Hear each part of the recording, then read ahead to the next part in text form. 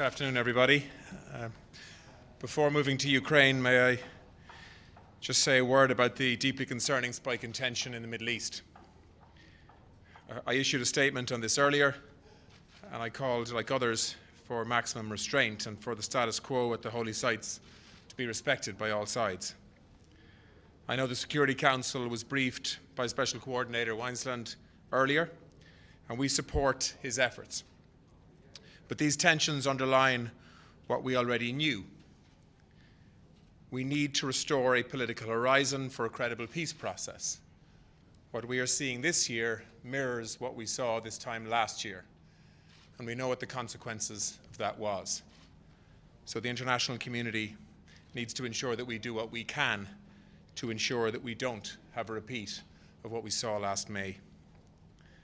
Turning to Ukraine, on Thursday of last week, I visited Kyiv. I did so because I wanted to see for myself the situation on the ground and to express Ireland's solidarity with Ukraine and its people. What I saw, as I will tell the Security Council this afternoon, was profoundly shocking. I visited Bucha, a town which lies in ruins now. I stood at the edge of a mass grave where the remains of hundreds of civilians have been identified. They are the facts. They are real, and they are horrifying. Russian forces have shown utter disregard for international law and the protection of civilians. Millions have been forced from their homes. Thousands have been killed. So I've come here to the Security Council, which is tasked with maintaining international peace and security, which will hear from the UNHCR and the IOM, and I want to express Ireland's full support for their efforts in addressing the immense challenges caused by this refugee crisis. Ireland is a small country. We fought hard to earn the right to sit at this table, a table where we are entrusted with protecting the Charter, protecting the weak and the vulnerable, and holding aggressors to account, no matter how big and powerful they may be. Despite our calls for this war to end, today we are seeing a renewed offensive in eastern Ukraine. This is madness. We have to find a way to stop this war, and the Security Council has a unique responsibility in that regard. Today, I will call on Russia directly to agree to an immediate humanitarian ceasefire, commit to negotiations, and to fully respect the UN Charter. Ireland will not remain silent while this senseless and devastating war continues at the heart of Europe, and neither should any member of this Security Council. So I look forward to your brief questions if you have them, and thanks for taking the time to be with us. Thank you, Minister. We'll start with Sean Whelan from RT. Minister, you were, as you say, in Bucha last week. Apparently, today it's been reported that the President Bucha awarded military honours to the unit that took part in the storming of Bucha. Do you think that indicates a willingness to negotiate a peace agreement, or is he fully committed to his army and the military actions that he's taking? And what do you make of him giving an award to that unit? All I can say is what I saw was shocking.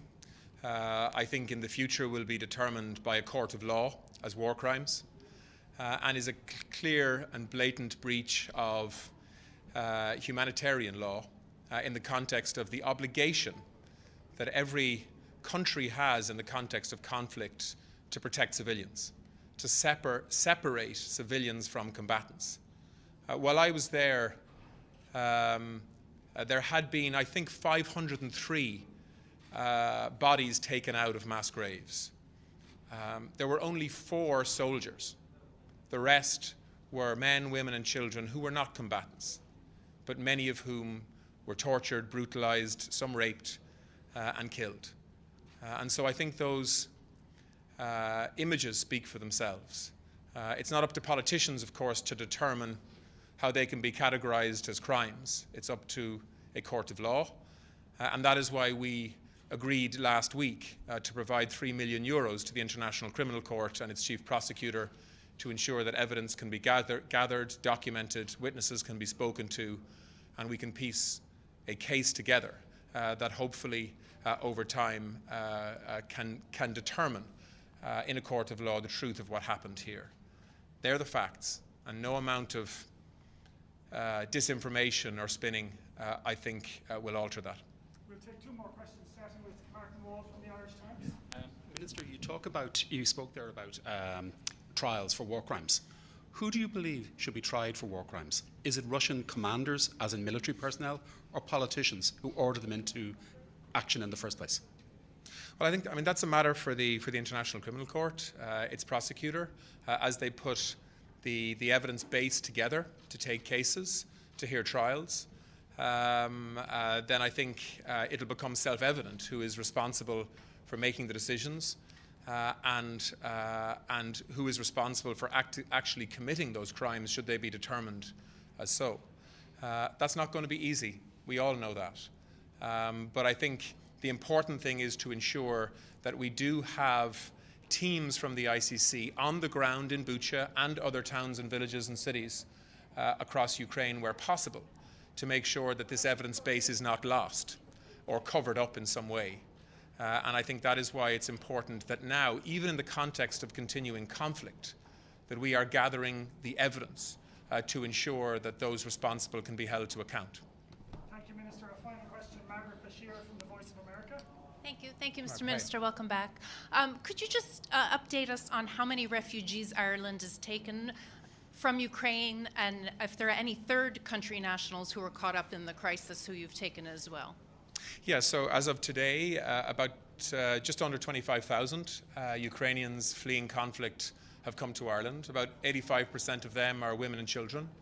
And we, like other countries in the EU, have done away with any requirement for visas or difficult paperwork or bureaucracy. Any Ukrainian that's fleeing conflict that leaves Ukraine can come to Ireland, and indeed any country in the EU, and will be treated effectively as an EU citizen in terms of healthcare, education, the right to work, the right to social protections, and of course housing, which of course is a huge challenge for a small country like Ireland in the space of 6 weeks or so to see almost 25,000 people join our population. But you know, Irish people are opening their homes to Ukrainians and Ukrainian families. And we have made a commitment that we will make our home their home for as long as is necessary until they have an opportunity to return home again. And believe me, the vast majority of Ukrainians that you speak to want to return to their country and to help rebuild it. Thank you, Minister. Thank you, everybody. We'll see you later on. Thank you. Very much.